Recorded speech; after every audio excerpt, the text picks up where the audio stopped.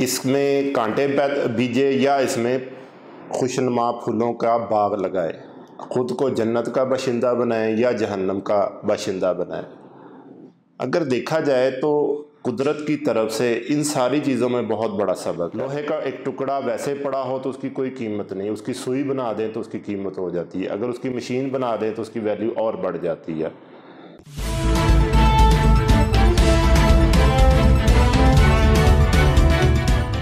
اللہ تعالیٰ نے لکڑی پیدا کی لیکن انسان کو کشتی نہیں عنایت کی، اس نے لوہا پیدا کیا لیکن انسان کو مشین نہیں دی، اس نے المونیم پیدا کیا، اس نے پلاسٹک پیدا کیا لیکن اس کو جہاز کی شکل نہیں دی۔ یہ کام اللہ تعالیٰ نے انسان پر چھوڑ دیا اور اس کو بہترین عقل عطا کر دی کہ وہ ان چیزوں کو استعمال میں لائے اور کسی شکل میں اختیار کر کے اپنے فائدے میں لے کر آئے۔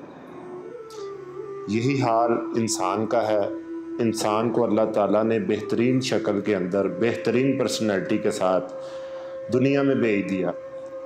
اب یہ انسان کے اپنے اوپر ہے کہ وہ خود کو کس شکل میں ڈالتا ہے، کون سی ایسی کارآمد چیز بنتا ہے کہ جو اللہ تعالیٰ کو پسند ہو اور وہ کارآمد چیز دنیا کے لیے بھی فائدے کا باعث بنے۔ ہر شخص اپنی ماں کے پیٹ سے قوت گویائی لے کر پیدا ہوتا ہے۔ اب یہ اس پہ منحصر ہے کہ وہ اس قوت گویائی کو حق کے لیے استعمال کرے یا حق کے انکار کے لیے استعمال کرے۔ وہ اس قوت گویائی کو لوگوں کو تنگ کرنے کے لیے استعمال کرے یا لوگوں کے فائدے کے لیے استعمال کرے۔ اب انسان پہ ڈیپینڈ کرتا ہے، انسان بیسیکلی اللہ تعالیٰ کی ایک زمین ہے، انسان پہ منحصر ہے کہ وہ اس میں کانٹے بیجے یا اس میں خوشنما پھولوں کا باغ لگائے، خود کو جنت کا باشندہ بنائیں یا جہنم کا باشندہ بنائیں۔ اگر دیکھا جائے تو قدرت کی طرف سے ان ساری چیزوں میں بہت بڑا سبق ہے۔ آپ دیکھیں کہ اللہ تعالیٰ نے بہت ساری چیزیں انسان کی عقل پر چھوڑی ہیں۔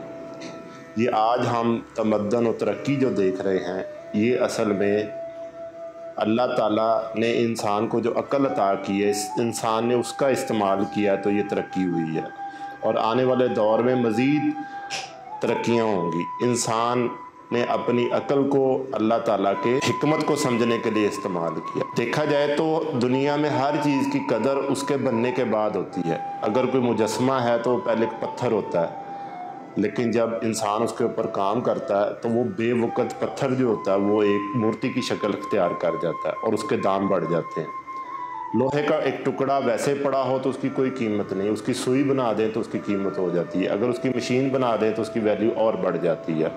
ایک وجود انسان کو اللہ تعالیٰ نے دیا جو کہ ماں کے پیٹ سے اس کو ملا ہے، اور ایک وجود اس نے دنیا میں رہ کر اپنا بنانا ہوتا ہے، خود کو اس راستے پہ چلانا ہوتا ہے جہاں پہ اس کا فائدہ ہے، دنیا کا بھی اور آخرت کا بھی۔